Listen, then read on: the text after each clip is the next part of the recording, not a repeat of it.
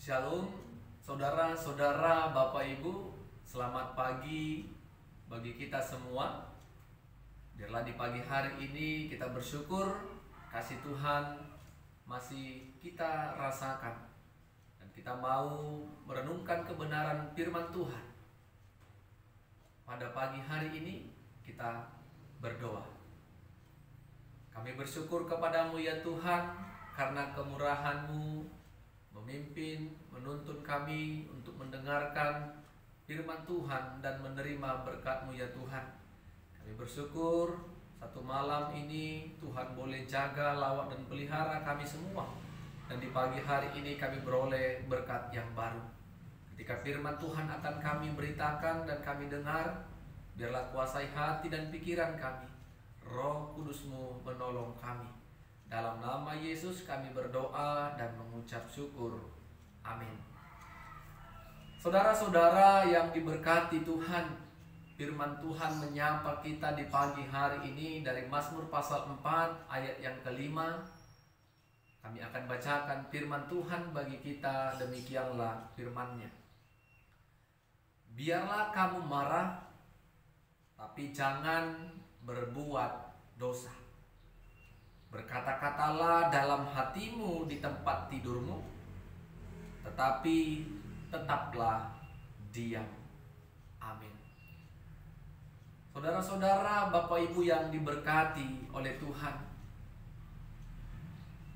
tema firman Tuhan bagi kita di pagi hari ini, boleh marah, tetapi jangan berbuat dosa.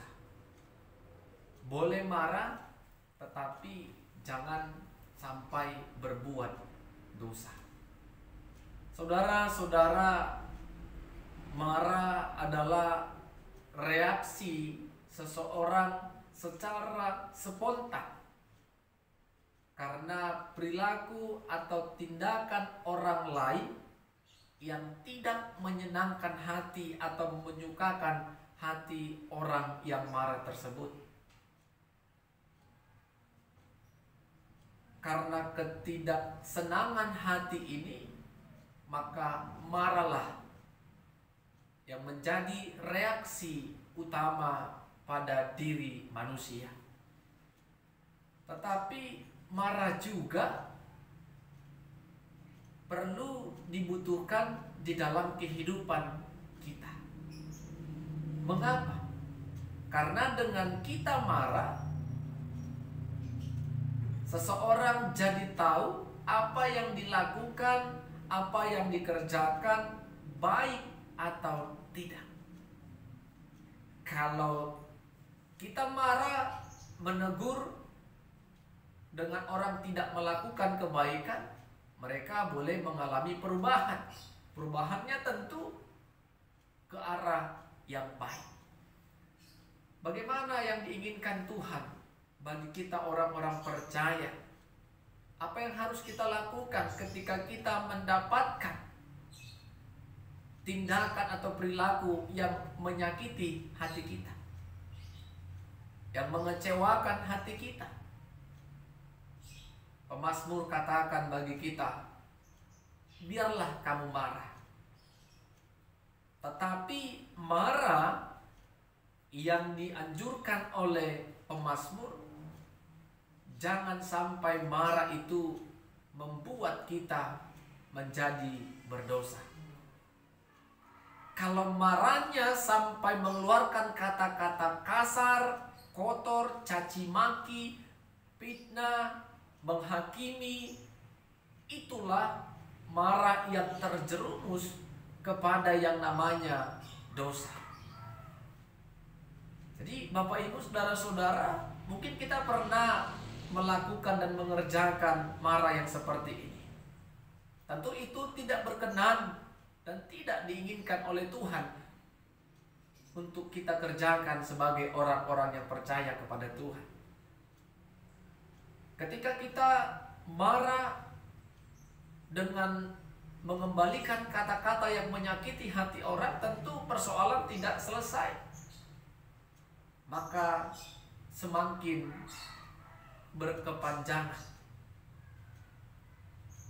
Tetapi ketika kita marah, kita meminta pertolongan Tuhan agar roh Tuhan menolong kita untuk mengendalikan kemarahan atau amarah yang ada dalam kehidupan kita. Kita bisa ceritakan kemarahan kita kepada Tuhan, kekecewaan dan sakit hati kita kepada Tuhan. Tetapi jangan pernah sampaikan kemarahan kita kepada sesama manusia, karena itu semakin mempersulit keadaan kita. Ketika kita marah, yang membuat kita hidup di dalam dosa, secara kesehatan juga kita akan dirugikan. Karena kemarahan akan berujung kepada yang namanya dendam, sakit hati, sehingga dengan pikiran atau perasaan yang tidak baik, yang terus membayang-bayangi kehidupan kita, tentu ketika kita akan beristirahat pun, istirahat itu akan terganggu karena kemarahan yang berlebihan tadi.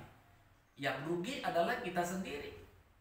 Secara kesehatan kita rugi karena jam tidur kita akan kurang. Karena orang lain kita rugi. Karena orang lain kita menjadi lemah. Karena daya tahan tubuh kita juga pasti mengalami kelemahan. Oleh karena itu, saudara-saudara, satu hari ke depan pasti akan banyak hal yang bisa membuat kita marah. Tetapi belajarlah dari pemazmur saat ini. Tuhan menolong kita agar kemarahan itu dapat kita kelola, agar kemarahan itu bisa kita kendalikan, sehingga kemarahan boleh berdampak untuk mengubah orang yang tidak baik menjadi baik. Tuhan Yesus menolong kita. Amin. Kita berdoa. Kami bersyukur Tuhan, berkat-Mu melalui kebenaran firman-Mu di pagi hari ini. Kami percaya Roh Kudus Tuhan menolong kami untuk bisa mengelola marah di sepanjang kehidupan kami. Kami percaya Tuhan akan ada orang-orang di sekitar kami yang membuat hati kami kecewa, sakit hati. Tetapi biarlah kiranya Tuhan, Engkau yang menolong kami agar kami tidak terjerumus dan terjerat di dalam dosa. Terima kasih ya Tuhan. Kami percayakan setiap kehidupan kami, perkataan kami ke dalam tangan pengasihan Tuhan. Biarlah Tuhan yang menolong kami. Dalam nama Yesus kami berdoa dan bersyukur. Amin.